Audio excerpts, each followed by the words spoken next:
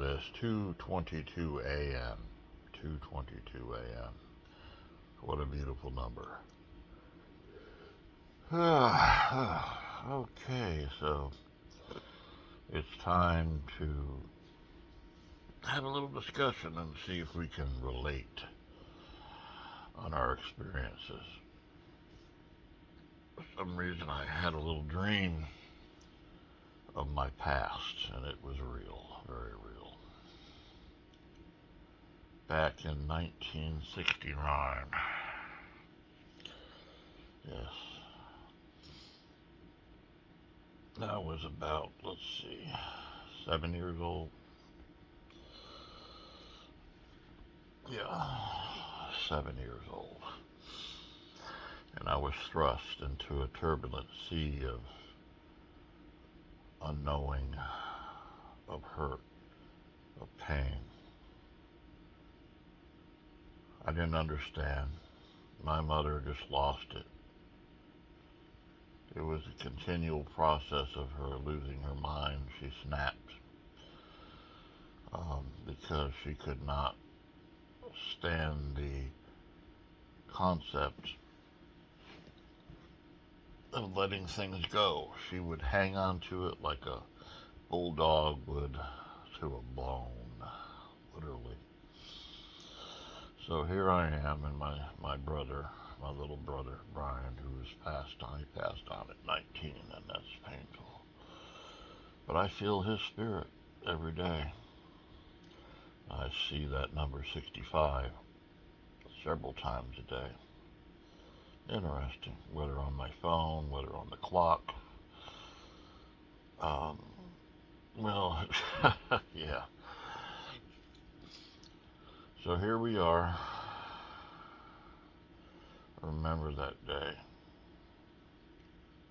This was Northridge Drive in Connecticut, Waterbury, Connecticut.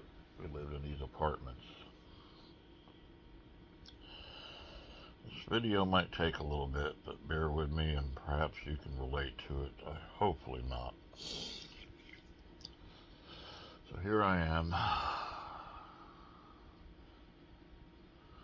This all started from my brother, Gary, my older brother, who had schizophrenic tendencies, just pretty much similar to my son Andrew, who passed on at the age of 26. So,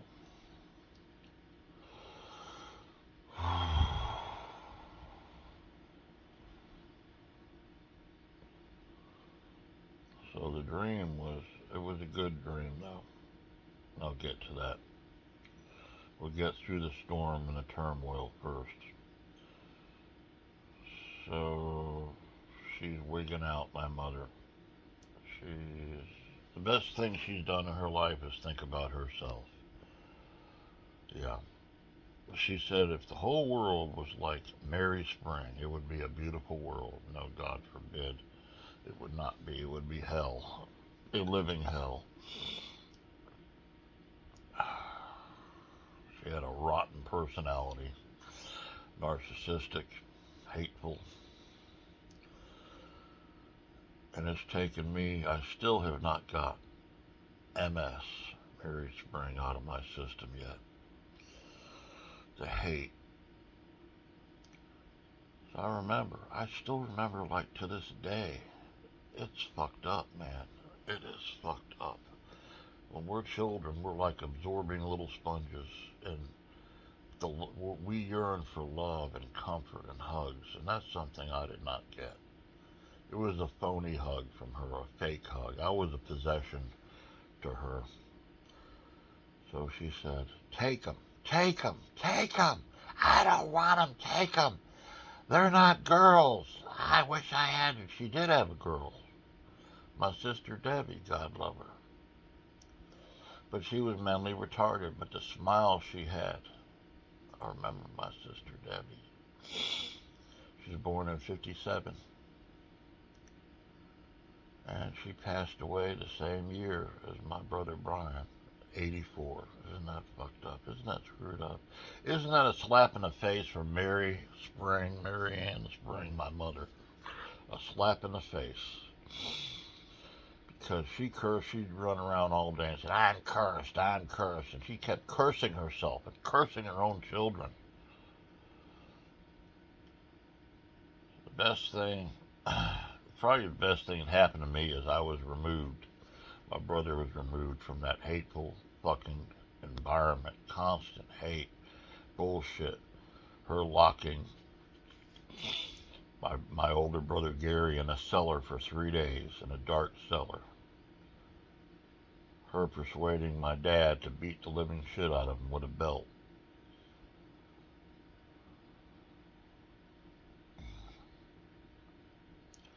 It goes on and on. So here I am thrust into foster homes, and some of them were, you talk about northern rednecks, they're worse than some of these southern rednecks around here. Northern rednecks. So here my brother and I were in this foster home, northern rednecks, and it was just not only us, but there was 8 others, so it was all 10 of us. We were possessions, so I went from the frying pan into the fucking fire. Or we did, my brother and I. This video is going to go probably be an hour. We're almost 7 minutes now. I'm hoping that you guys have not had these experiences, but if you have, I don't know if I'm having difficulty with my comments. I restored the comments and added some filters, because you have lowlifes that, they're trolls. And they'll troll you even if you're freaking half dead or dying or whatever. They're trolls. That's their nature. They like to hide under little rocks, or hide in the septic tank, or hide in the sewer system. And no one wants to go in there and get them. But I will. I'll go in there and get them. But so we're taken. Yes. And state of Connecticut did not have a very good system as far as it's just like foster care, stuff like that. And however, I remember the woman that took us, which stayed with me for years. I mean, for years, right up to 1973. I was in Curtis Children's Home. Now it's a nursing home. Previously, it was the older building. I mean, I was there from it was still the year, it was 1970. 70 to 73 or 72. I selectively forgot because of the pain. So it was a lot of times it was nice. There was one older couple that was, and Brian and I, my brother, were separated most of the time. So there was one couple that was very loving, very beautiful. I wish there were records that I could find. I can go back but it's just digging up bones. What counts is right now. As I'm healing, I'm moving forward. One thing I've learned because of the hatefulness of my mother, and especially a lot of women in my life, and I've made a choice by my birthday, which is February the 8th, I'll be 64, to get every freaking bit of toxicity out of my life, and I'm doing it right now. So then I'll be making a trip up to North Carolina, see my friend Rob Lentisti. He owns a little retreat, Mandela Springs, and it's a beautiful healing place. I should not have left. back in 2020. I was persuaded by a family member, and boy, that was stupid because I was getting my healing. I was getting my healing, so I would go back and probably stay there the rest of my life on that mountain and be the mountain man that I deserve to be. Oh, what a beautiful feeling. Beautiful feeling. I can taste the snow. I can taste the cold. I can taste the beautifulness of those folks up there, the solid beautifulness. Mind you, no one is perfect, but there's something in the air. So I'll get back to. So it was a chain reaction, and I ended up in Curtis' home, and there was this lovely woman. Her name was Florence. I don't remember her last name. She was of Italian descent, like my mother, from the same region, northern Italy. Florence, that's where Florence got her name. But she was totally different from my mother, night and day. My mother was night, Florence was day.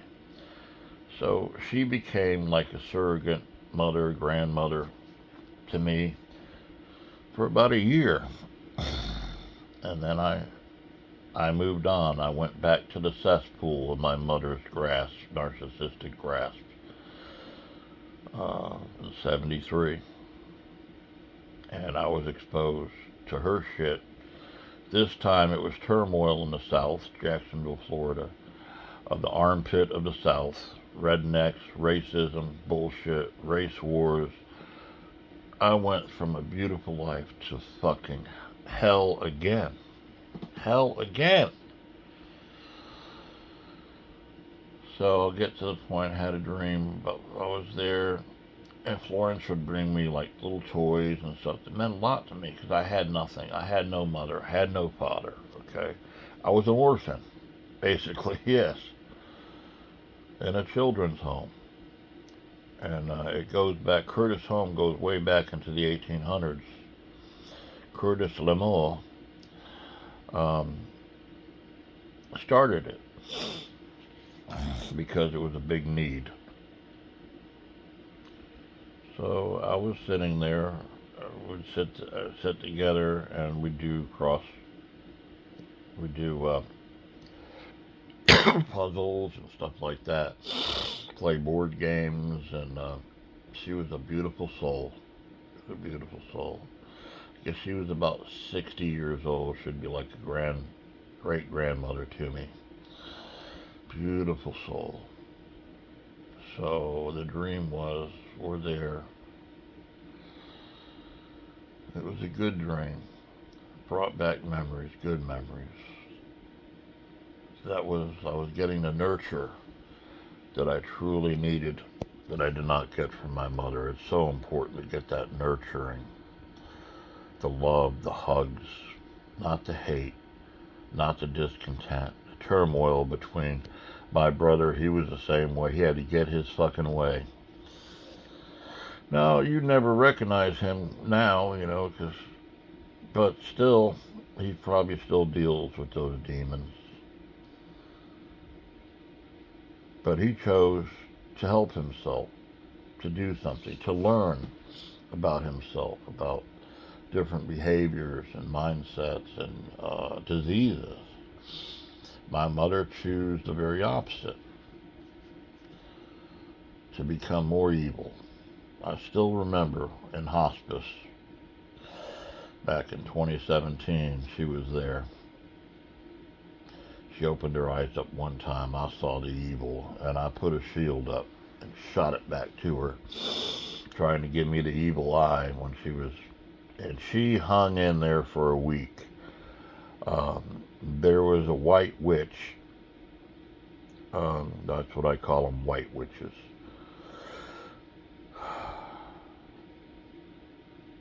She had enough, so she put incense and this, that, and the other in her room, my mother's room. My mother fought tooth and nail. The devil, Satan, must have been keeping her going. And you might say, some of you, how can you talk about your mother? You've never had a fucking mother like mine. I tell my children, my daughter, she'll complain about her mother, okay? I'll say, you have no idea what it's like to have a mother like I did.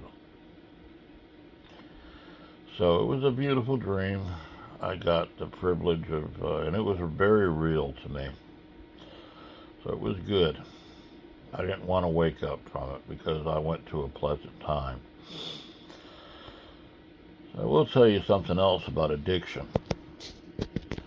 Addiction could be many things. It doesn't have to be drugs or alcohol, or it could be, getting on Facebook. There's a lot of drool and bullshit on Facebook. A lot of conspiracy theories, this, that, and the other. A lot of bullshit. And I'll just say, family members that are drawn into that crap. And instead of wanting to live their life and enjoy their life, they'll look at the drool and they'll pull toxicity in, and then they have to go to counseling to try to get that toxicity out. It's a never ending, it's a circle of destruction. So I'm done with it. I am done with it. I love them as human beings, as part of my family, but I'm not saying I'm excommunicating myself, but I'm done with the bullshit. I'm not going to be a sounding board for stupidity. No more. Life is too fucking short. So I will focus on myself like a magnifying glass. The sunlight, just to bring that beautiful, beautiful laser-like power to me. Yes, that power. Beautiful power. So that's my goal. The Bubba J out there. Bubba J.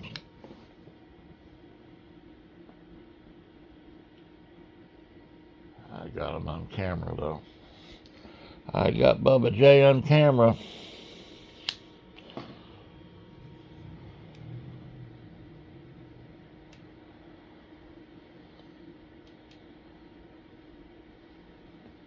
I got Bubba J on camera out there. Bubba J, hey. There's one bright flashlight here. I mean, it is bright.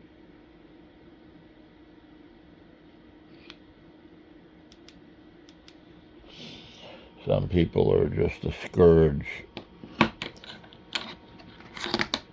They are just a scourge. You know what I mean?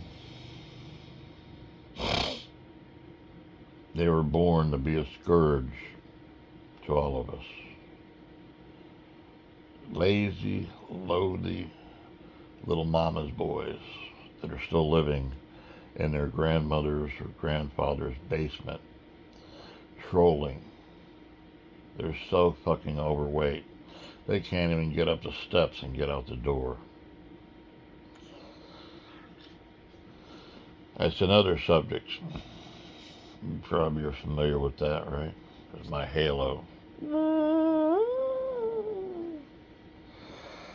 I haven't cut this hair. I mean, that's 8 inches of hair right there, almost 5. Well, I have spiked it before. Haven't cut that. How many years? 2018. 8 years. 8 years, baby. And it's a mixture of a little salt and pepper, a little gray. But I'm happy with myself. So I do my own hair. I start up here. I don't mess with this. But then on the side, as you can see, on the side,